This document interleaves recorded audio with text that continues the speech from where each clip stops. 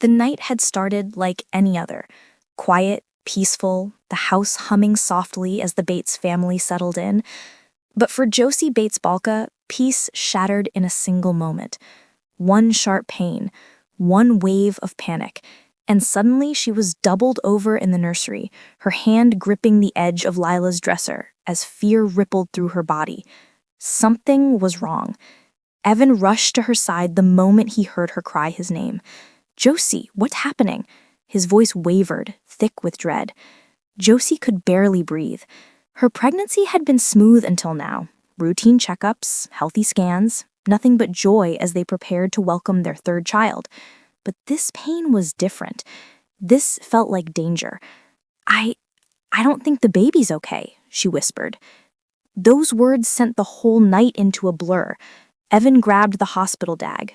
Josie tried to stay calm for Lila and Willow, who were watching with wide, scared eyes. Evan's parents arrived in minutes to take the girls, and then Josie and Evan were speeding down the dark road, headlights slicing through the tension that filled the car.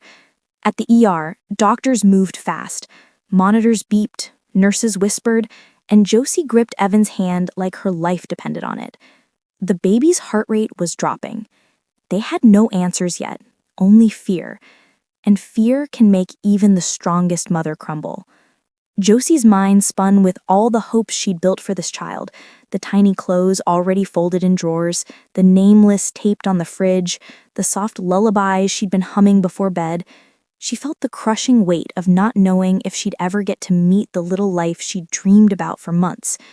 A doctor finally stepped in, eyes serious but gentle. "Josie, your baby is in distress. We're going to do everything we can, but we need to act quickly." Evan swallowed hard. "What do we need to do?" The doctor said, "We're preparing you for an emergency procedure. The goal is to stabilize the baby. We're fighting with you, every step." Josie nodded through tears. She wasn't ready, but she had no choice. This was a battle she would fight with every ounce of love inside her. As the medical team whisked her away, Evan kissed her forehead. "I'm right here. I'm not leaving." The next hour was the longest of their lives. Inside that dim hospital room, Josie prayed like she had never prayed before. She whispered her baby's name, one she and Evan had chosen only days earlier, but hadn't shared with anyone yet. It felt like the only thing keeping her grounded. She talked to the tiny life inside her, begging them to hold on, promising them the world if they could just stay. A nurse squeezed her hand. "Your baby is a fighter, Josie." Those words became a lifeline. Meanwhile, back at the Bates family home, calls were pouring in. Gil and Kelly Jo knelt together in prayer. Sisters cried quietly, pacing the living room. Even the youngest Bates kids felt the weight of the night.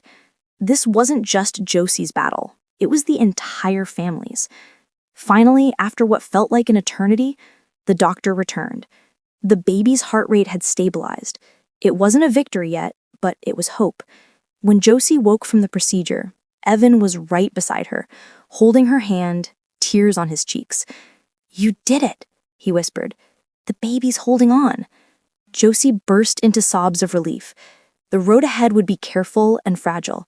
More monitoring, more appointments, more uncertainty. But for now, their baby was alive.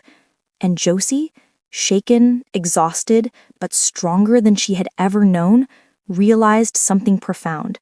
A mother's love isn't just soft lullabies and sweet moments. Sometimes it's a battle cry whispered in the darkest hours. And she was ready to fight every step of the way.